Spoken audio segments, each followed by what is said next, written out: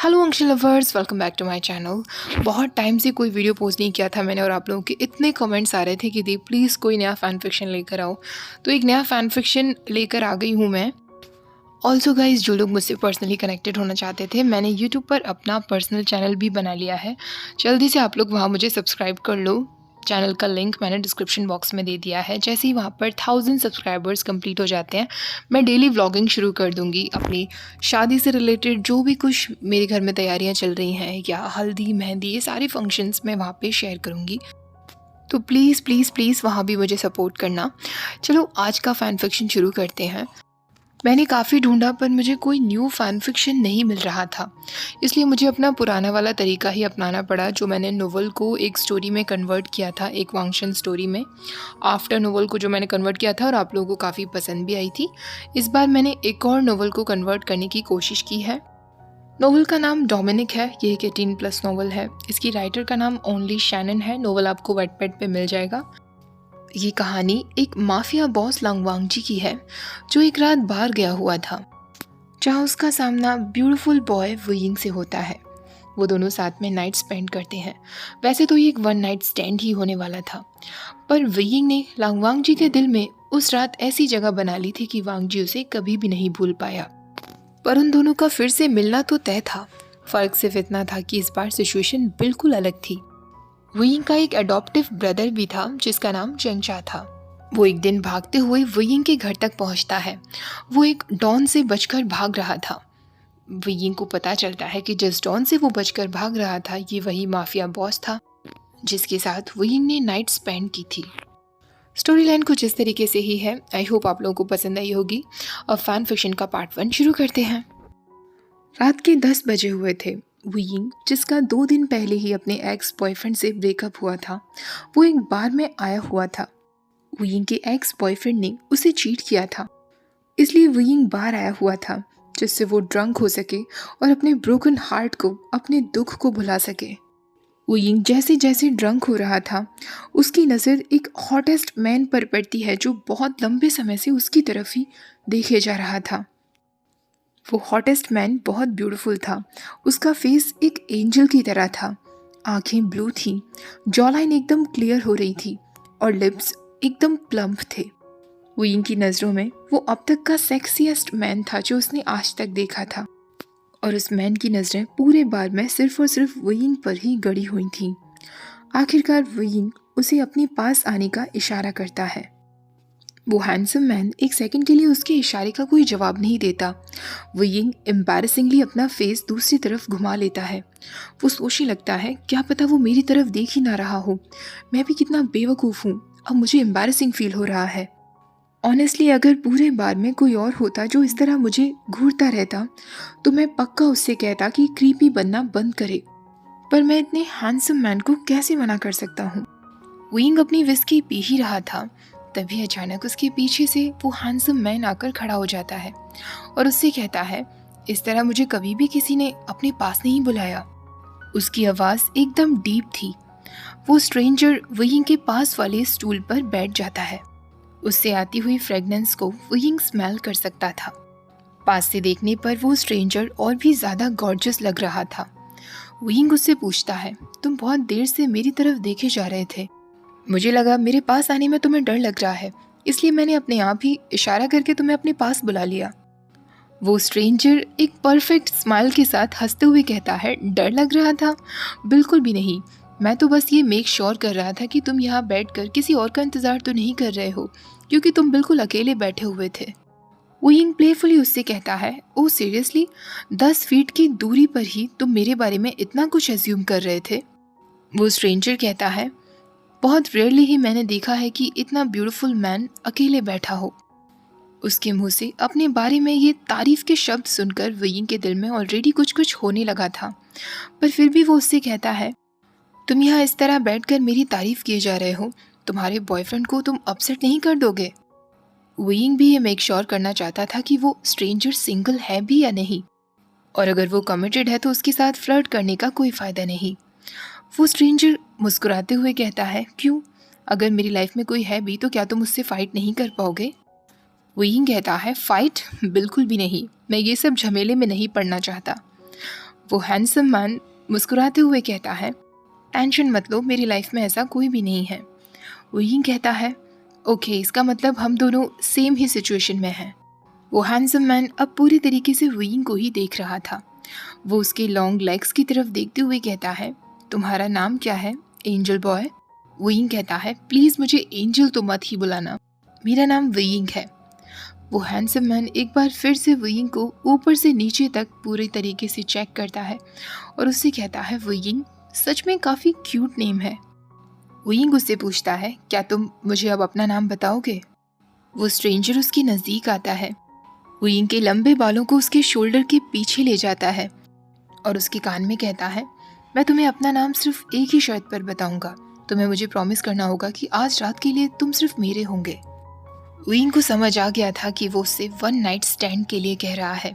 वो यिंग की लाइफ में पहले कभी भी ये वन नाइट स्टैंड सिचुएशन नहीं आई थी, पर इस स्ट्रेंजर के लिए वो कुछ ज़्यादा ही डेस्परेट हो रहा था और वो अपने एक्स बॉयफ्रेंड को पूरी तरीके से भुला देना चाहता था।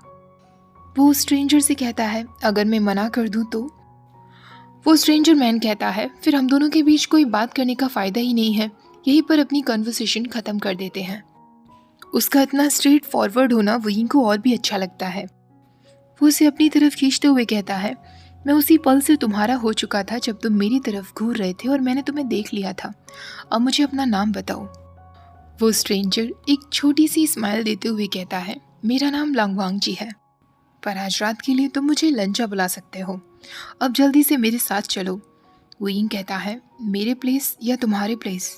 बिना कोई वार्निंग दिए लांगवांग जी अचानक उसकी वेस्ट को पकड़ता है, उसे अपनी तरफ खींचता है और उसके लिप्स पर एक हार्ड किस कर लेता है। किस का टेस्ट बिल्कुल मिंटी वोडका जैसा था। उसका माउथ कोल्ड था, पर अकेले उस किस की वजह से ही वो यिंग के पैर शिवर कर रहे थे। वांग जी उसे जवाब देते हुए कहता है, तुम्हारे घर, और वो यिंग हाँ में सिर हिला देता है। वांग जी एक बार फिर उसका हाथ पकड़ लेता है और वो लोग बार से बाहर आ जाते हैं। जैसे ही वो दोनों वो यिंग के अपार्टमेंट में एंटर करते हैं, लांगवांग जी एकदम वाइल्ड एनिमल की तरह उसे किस करना शुरू कर देता है। वो यिंग मोर्निंग करते हुए कहता है, लंजा, हमें क्वाइट रहना होगा, मेरे पड़ोसी बहुत अकड़ू हैं, उन तक आवाज़ पहुंच गई तो वो रात में ही हंगामा खड़ा कर देंगे। वो यिंग अपने पैर से ही दरवाज़ा बंद कर देता है और अंदर से लॉक कर लेता है। वांग जी उसे दरवाजे पर ही पुश करता है और उसके बॉटम लिप पर जोर से बाइट कर लेता है और जेंटली सक करने लगता है। वो यिंग मन में सोच रहा था, डैम, उसे पता है कि किस तरह किस किया जाता है। वांग जी उससे कहता है, शांत रहना होगा, पर मैं कुछ भी शांत रहकर नहीं करता एंजल बॉय। वो उसे उसकी नेक से लेके उसकी चेस्ट तक वेट रफ किसेस करना शुरू कर देता है।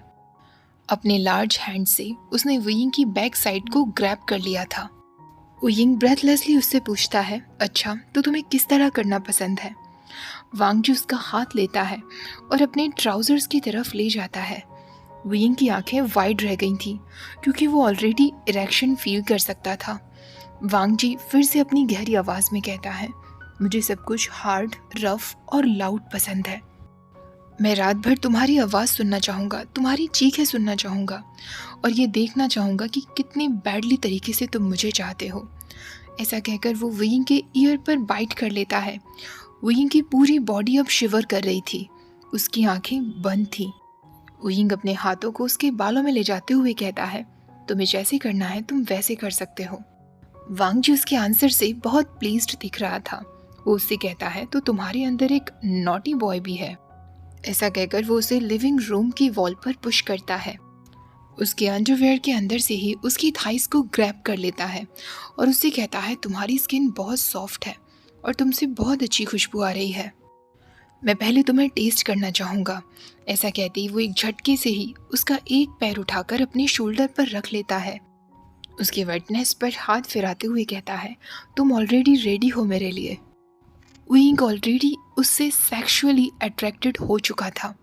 वो था ही इतना ज़्यादा हैंडसम और जिस तरह वो उसे ट्रीट कर रहा था, वो यिंग अपने घुटनों पर आने के लिए तैयार था। जैसे जैसे वांग जी उसे रब कर रहा था, वो यिंग के पैर बुरी तरह शिवर कर रहे थे। वो अपने पैर हटाने की कोशिश करता है, पर वांग जी उसका पैर जकड़ लेता है और उसे ऑर्डर देते हुए कहता है, बिहेव एंजल बॉय। वो यिंग एक गहरी सांस लेते हुए कहता है, मैं ऐसे खड़ा नहीं रह सकता, मेरे लिए अनकंफर्टेबल फील हो रहा है। लांग वांग जी उसे वहाँ एक लास्ट किस करता है और उसके पैरों को अपने शोल्डर से नीचे रख देता है और उससे पूछता है, कॉन्डम है तुम्हारे पास? वुयिंग कहता है, रूम में है। वो दोनों अब वुयिंग के बेडरूम में आ जाते हैं। वांग जी ने उसकी थाइस पर अपना हाथ रखा हुआ था। वो उसे बेड पर फेंकता है और सीधा उसके ऊपर आ जाता है। वुयिंग उसे ड्रॉर में से कॉन्डम निकालने का इशारा करता है। वांग जी बिल्कुल ऐसा ही कर रहा था। वहीं दूसरी तरफ वो उसके जैकेट को निकालने की कोशिश कर रहा था। वो वुयिंग से कहता है, तुमने इतने कपड़े क्यों पहने हुए हैं? दूसरी तरफ वुयिंग भी उसके जैकेट को निकालना शुरू कर देता है। वुयिंग उसकी बॉडी को देखता ही रह गया था। उसकी चेस्ट पर और उसकी बैक पर वुयिंग अपनी हाथ फहराना शुरू कर देता है। उसे बहुत अमेजिंग फील हो रहा था। वुयिंग उसकी बेल्ट खोलता है और उसकी पैंट को भी अनजिप कर देता है। वांग जी अपने बॉक्सर्स भी निकाल देता है और उससे कहता है, अब मैं मूव करने वाला हूँ, तुम्हें प्रॉब्लम तो नहीं है ना? वुयिंग हाँ में सिर हिला देता है। उसके बाद लांग वांग जी अपनी स्पीड बढ़ाई जा रहा था और वुयिंग अपनी चीखने की आवाज़ें खुद कंट्रोल में नहीं कर पा रहा था। स्किन स्लैपिंग और मोरिंग की आवाज़ें पूरे रूम में सुनाई दे रही थी। वुयिंग अपने मुंह पर हाथ रखने की कोशिश करता है जिससे वो स्क्रीम करना बंद कर सके, पर वांग जी को ये बिल्कुल अच्छा नहीं लगता। वो उसके दोनों हाथों को हटा देता है और उससे कहता है, मैंने कहा था ना कि मैं तुम्हारी आवाज़ें सुनना चाहता हूँ। वुयिंग उससे कहता है, प्लीज़ लंजा स्टॉप। वुयिंग को इतना ज़्यादा प्लेजर पूरी लाइफ में कभी फील नहीं हुआ था। उसकी आंखों से आंसू तक बहने लगे थे। वांग जी बिल्कुल नहीं रुक रहा था, बल्कि वो उसे देखकर हंस रहा था। वो उससे कहता है, मेरा अभी तक नहीं हुआ है। वुयिंग बेडशीट्स को ग्रैब कर लेता है और उससे कहता है, ओ माय गॉड, बहुत अच्छा फील हो रहा है। कुछ टाइम बाद वुयिंग की जब आंखें खुलती हैं, वांग जी फाइनली उससे अलग हो चुका था। वुयिंग बुरी तरह थका हुआ था। वांग जी बेड से उठता है और यूज्ड कॉन्डम को ट्रैश में फेंक देता है। कुछ टाइम बाद वो कुछ टिश्यूज़ लेकर बाथरूम से बाहर आता है और वुयिंग के लेग्स को क्लीन करने लगता है। वुयिंग केयरफुली उसकी तरफ ही देखे जा रहा था। वो उससे कहता है, थैंक यू। वांग जी उससे पूछता है, क्या तुम्हें कुछ और चाहिए? वुयिंग कहता है, हाँ, बस उस वाइट ड्रॉर में से मेरे अंडरवेयर्स और एक टी शर्ट निकाल कर दे दो प्लीज़। वांग जी बिल्कुल ऐसा ही करता है। वो वुयिंग के पास आकर उसके लिप्स पर एक रफ किस करते हुए कहता है, तुम ग्रेट थे एंजल बॉय। वुयिंग भी प्लेफुली उससे कहता है, तुम भी ज़्यादा बुरे नहीं थे। वांग जी कहता है, बुरा नहीं था मतलब सिर्फ इतना ही कहोगे और कुछ नहीं? वुयिंग उसे और भी टीज करना चाहता था। वो उससे कहता है, हाँ, मैंने सोचा था मुझे थोड़ा और बेटर एक्सपीरियंस मिलेगा। वुयिंग ने सिर्फ इतना कहा ही था, वांग जी उसके एंकल से उसे पकड़ता है और फिर से उसे बेड पर धक्का दे देता है। वो उसके पैरों के बीचों बीच आ जाता है। वुयिंग कहता है, मैं बस मजाक कर रहा था, ये तुम क्या कर रहे हो? पर वांग जी की वेट टंग कब उसके अंदर जाती है उसे पता भी नहीं चलता। वुयिंग एक मोर्निंग मैस बन चुका था। वुयिंग उससे कहता है, लांग वांग जी, मैं सिर्फ मजाक कर रहा था। वांग जी अपनी टंग से जब उसे अच्छे से क्लीन कर देता है, वो उससे कहता है, मुझे ऑफेंडेड फील हुआ था, इसलिए मुझे तुम्हें ये पनिशमेंट देनी पड़ी। अब चुपचाप ऐसे ही लेटे रहो। वुयिंग उससे कहता है, लंजा, क्यों? वांग जी कहता है, क्योंकि मुझे पसंद नहीं कोई मुझे टीज करे तो। उस रात वुयिंग को दूसरी बार बेस्ट ओवर पावरिंग ऑर्गेज़म हुआ था। वुयिंग अब बुरी तरह थक कर लेटा हुआ था। वो वांग जी से कहता है, आई स्वेयर, अगर तुमने मुझे फिर से टच किया तो मैं तुम्हारी जान ले लूँगा। लांग वांग जी एरोगेंटली हंसने लगता है। वो बेड से उठ जाता है। वुयिंग अब अपनी आंखें बंद करके आराम करना चाहता था क्योंकि वो बुरी तरह थक गया था। जैसे ही वो सोने की कोशिश कर रहा था, वांग जी का फ़ोन बजने लगता है। वांग जी अपनी जैकेट से अपना फ़ोन निकालता है। सडनली वो काफ़ी अपसेट दिख रहा था, शायद इंटरप्शन की वजह से। वो फ़ोन उठाते ही कहता है, क्या हुआ? वुयिंग को उसकी आवाज़ बहुत सेक्सी लग रही थी। वांग जी फ़ोन पर कहता है, इससे तुम्हें कोई मतलब नहीं होना चाहिए। इतनी क्या अर्जेंट बात है जो तुमने मुझे कॉल किया? वुयिंग बेड से उठने की कोशिश करता है, पर जैसे ही वो उठने वाला होता है, उसके पैरों में इतना ज़्यादा पेन फील होता है कि वो फिर से बेड पर गिर जाता है। उसके पैर जैसे काम ही नहीं कर रहे थे। वांग जी उसकी तरफ ऐसे देख रहा था जैसे उसे अपने ऊपर बहुत प्राउड फील हो रहा हो, वुयिंग को ऐसी हालत में लाने के लिए। वांग जी तभी फ़ोन पर कहता है, मैं बस पहुंच ही रहा हूँ, तब तक उसे जिंदा रखना। विंग को कोई भी आइडिया नहीं था कि वांग जी किसकी बातें कर रहा था, और ना ही वो फिलहाल जानना चाहता था, क्योंकि वो इस वक्त डेस्परेट हो रहा था शावर लेने के लिए। वांग जी अपने कपड़े पहनने के बाद विंग से कहता है, थैंक यू इतनी अमेजिंग नाइट के लिए। अब मैं चलता हूँ। विंग, क्या मेरे जाने से पहले तुम्हें मेरी कोई मदद चाहिए? विंग कहता है, नो थैंक्स, मैं यहीं बैठकर वेट करता हूँ जब तक मेरे पैर फिर से काम करना शुरू ना कर दें। वांग जी इस बार एक जेन्युइन स्माइल देता है। विंग ने उसके डिम्पल को नोटिस किया था पहली बार। वांग जी कहता है, oh I am sorry for that, शायद मैं कुछ ज़्यादा ही वाइल्ड हो गया था। ऐसा कहकर वो पासी का ड्रॉर खोलता है और उसमें से अपनी सिल्वर गन निकालता है, जो काफ़ी बड़ी थी। रात के वक्त विंग ने नोटिस भी नहीं किया था कि वांग जी ने उसके ड्रॉर में अपनी सिल्वर गन रखी हुई थी। वांग जी अपनी गन अपनी पैंट्स में रखता है और उससे कहता है, मैं अब जा रहा हूँ, डोर लॉक करना मत भूलना। ऐसा कहकर वो एक बार फिर उसके चीक्स को पकड़ लेता है और उसे एक रफ किस देता है और उससे कहता है, see you again my angel boy. Wing मन में सोच रहा था, मैं भी तुम्हें फिर से ज़रूर मिलना चाहूँगा। वांग जी जब उसके रूम से बाहर आता है, वो अभी तक हार्ड था। वो अपनी पूरी कोशिश कर रहा था अपने इरेक्शन को छिपाने के लिए। वो अपने ड्राइवर तक पहुंच जाता है जो कार में बैठा उसका इंतज़ार कर रहा था। ड्राइवर समझ गया था कि वांग जी अभी क्या करके आया होगा। इससे पहले कि वो कुछ क्वेश्चन कर पाता, वांग जी वार्निंग देते हुए कहता है, मैं कुछ नहीं सुनना चाहता, जल्दी यहाँ से चलो। वांग जी इस वक्त नहीं बता सकता था कि वो बार छोड़कर इसलिए गया क्योंकि वो किसी लड़के के साथ रात बिताना चाहता था। ये उसकी रूल के बिल्कुल अगेंस्ट था, ऐसा रूल जो उसने खुद बनाया था। पर रात के वक्त जब उसकी नज़र विंग पर पड़ी तो वो मजबूर हो गया अपने इस रूल को तोड़ने के लिए। वो विंग को थोड़ा टेस्ट करना चाहता था। ड्राइवर वांग जी से पूछता है, बॉस हमें कहाँ जाना है?